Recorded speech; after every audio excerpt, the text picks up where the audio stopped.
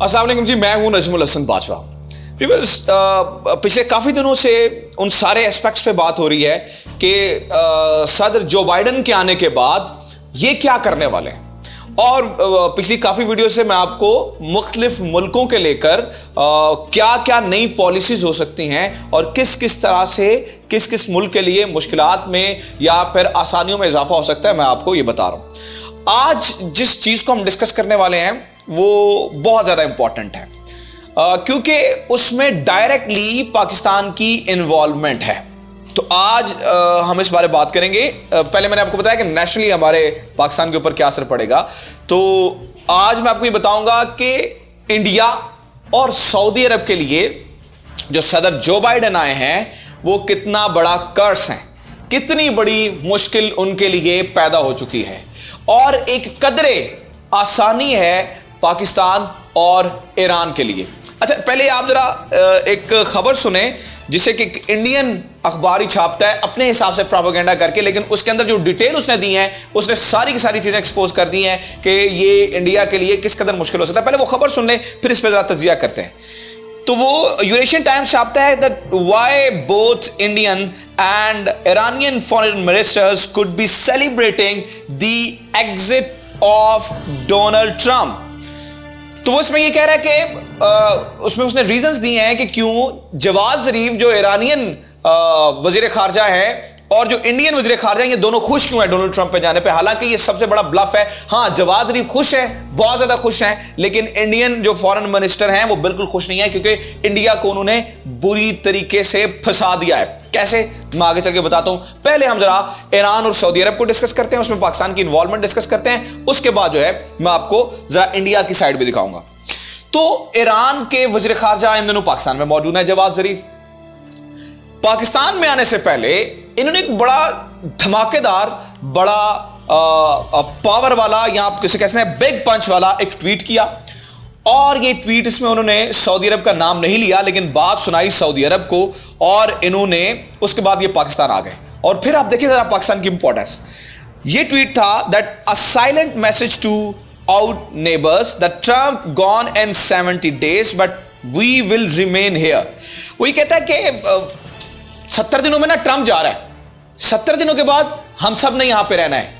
और फिर उस ट्वीट में आगे जाके जवाद ज़रीफ ने लिखा कि अपनी सिक्योरिटी के लिए, अपनी सिक्योरिटी के लिए दूसरों को हायर करना सबसे बड़ा जुआ था, जिसमें जो कि अल्टीमेटली उसमें हार ही होती है।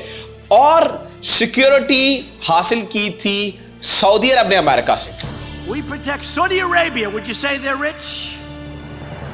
And I love the king, King Solomon, but I said, King, we're protecting you. You might not be there for 2 weeks without us. You have to pay for your military. You have to pay.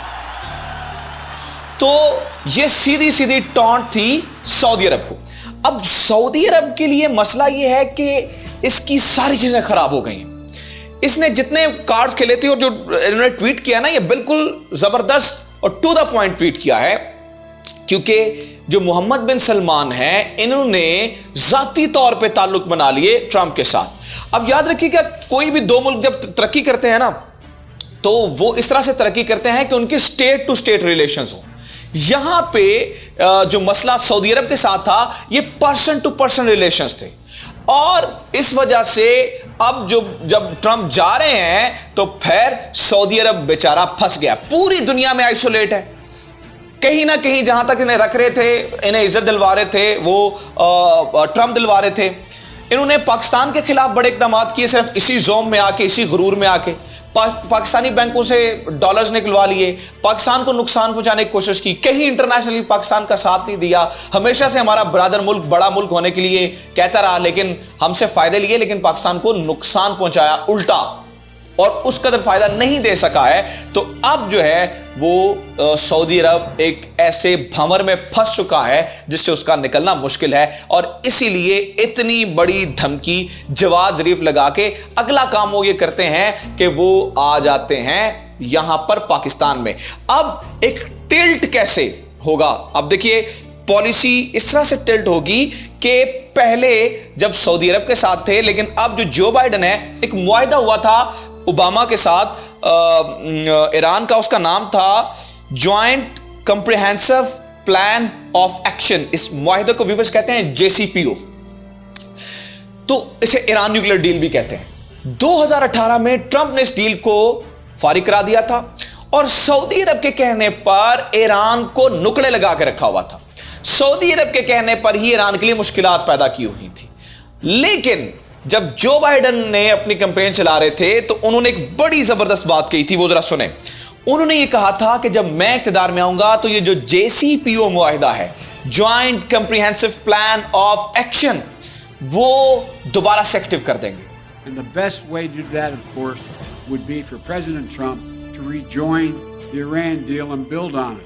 वो दोबारा से जो है उसको शुरू कर देंगे, यानी कि जो ईरान के साथ डील थी वो दोबारा से हो जाएगी। सऊदी अरब का हिसाब वो होगा कि जब मैं कहना नहीं चाहता, वो एक बड़ी एक उर्दू की हमारी मिसाल है, क्योंकि हरमैन शरीफ है ना, इसलिए वो मैं मिसाल देना नहीं चाहता वहां पर। अदरवाइज जो सऊदी अरब के काम है ना वो है वैसे ही, बहरहाल चले लेव इट। लेकिन सऊदी अरब जो है अब उसके लिए प्रॉब्लम पैदा होना शुरू हो गई है। दूसरी तरफ एक और चीज देखें, जब ईरान को इन्होंने आइसोलेट करने की कोशिश की तो इसमें जो सबसे बड़ा ईरान की पीठ में छुरा घोंपा था वो किया था काम इंडिया ने। इंडिया ने चाबहार के ऊपर एक जबरदस्त पोर्ट बनाई जिसको इन्होंने ग्वादर के मुकाबले में बनाना था, बड़ी वहां पे इन्वेस्टमेंट करनी थी, और एन मौके पर आके यूएस के कहने पर इसे धोखा दे दिया। इसके अलावा इंडिया तेल खरीदता था ईरान से, वो इन्होंने धोखा दे दिया। जब उनका प्रेसिडेंट तब्दील हुआ है तो चीजें बहुत सारी इंडिया के लिए बदल गई हैं। अब इसको ईरान को दोबारा से अमेरिका दे रहा है इंपॉर्टेंस, लेकिन इंडिया अपनी इंपॉर्टेंस ईरान के सामने खो चुका है। उसकी वजह यह है कि ये देखें, चाइना और ईरान के दरमियान एक डील हुई थी और वो बड़ी शानदार डील थी। वो डील हुई थी $400 बिलियन, $400 बिलियन की एक 25 साल मुआहिदा हुआ ईरान के साथ, जहां पर चाइना ने यह कहा था कि हम 25 साल में तेल आपसे खरीदेंगे। तो चाइना ने ईरान को सहारा दे दिया। अब ईरान कभी भी चाइना को नाखुश करके इंडिया की तरफ नहीं जाएगा। चाबहार खत्म। तो इंडिया देखें, इंडिया के लिए मिसाल सही बनती है कि धोबी का कुत्ता ना घर का ना घाट का। तो धोबी के कुत्ते वाला हिसाब हो गया इंडिया के साथ कि ना खुदा ही मिला ना विसाले सनम, ना इधर के रहे ना उधर के। तो अब देखें इंडिया की सूरत हाल देखें, सिर्फ अमेरिका को खुश करने के लिए इन्होंने, या फिर वो अपनी इस कदर जोम में आ गए थे कि इन्होंने बाकी सारी स्टेट्स को अपने इर्द गिर्द नाराज कर दिया। श्रीलंका इनसे नाराज, नेपाल इनसे नाराज, भूटान इनसे नाराज, बांग्लादेश इनसे नाराज, मालदीव इनसे नाराज, और जिसके सर पे ये सारा कुछ कर रहे थे चाइना इनसे नाराज, वो था अमेरिका।